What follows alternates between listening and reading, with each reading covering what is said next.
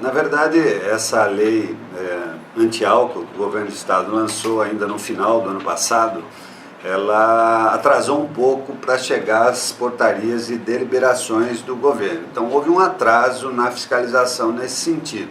Mas mesmo assim, o ano passado, logo em seguida, talvez 15 ou 20 dias depois, o PROCON, em conjunto com a Vigilância Sanitária, cada um faz uma parte, né, ele esteve circulando por alguns clubes, boates, bares, enfim, para conferir de perto se ela estava sendo cumprida ou não, até porque era alguma coisa nova. E nós partimos do princípio orientativo inicialmente, para depois, caso não cumprida, a questão de punição, autuação e etc. Qual é a parte do PROCON, Santoro, e da Vigilância especificamente? Não, nesse sentido ela não tem uma separação específica, é diferente da lei do fumo. A lei do fumo, lojas, é por parte do PROCON e a outra parte da vigilância. Nesse sentido ela não foi separada. A única coisa é que se faz um mapa de fiscalização, então quando há blitz, tem que ser combinado para que ninguém choque nos mesmos lugares, mas não há uma divisão específica. O ouvinte sabe que essa lei, não essa lei especificamente, mas isso já existia no Código, proibindo. A diferença atual é que agora existe a responsabilidade de quem estiver ao lado ou de quem fornecer a bebida alcoólica ao menor. Então, por exemplo, isso não estava incluso essas lojas de conveniência de posto de gasolina, por exemplo.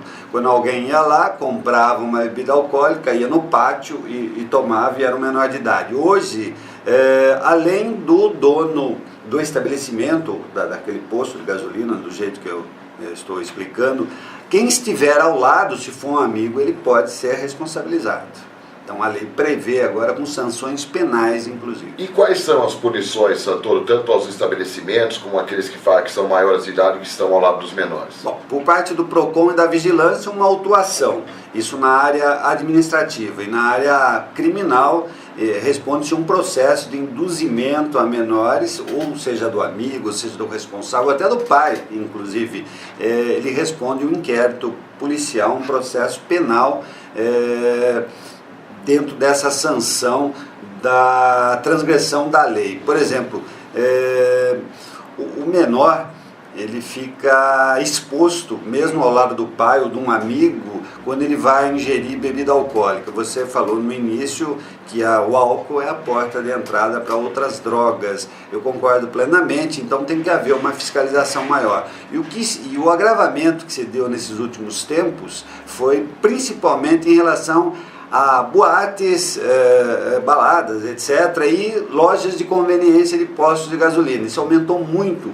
Eu mesmo já tive a oportunidade de ver, 8 horas da manhã, um monte de jovens lá bebendo 8 horas da manhã. A gente está saindo para o trabalho e eles estão bebendo 8 horas da manhã. E já tive a oportunidade de ver menores em outros tempos, não agora, né? Quer dizer, a maior incidência mesmo, você acha que acontece nas baladas e nessas lojas de conveniência que concentram um número grande de jovens? Eu acho porque assim, é ali que falta a fiscalização. Se você tomar como exemplo um clube, eu já tive a oportunidade meu pessoal teve em clube.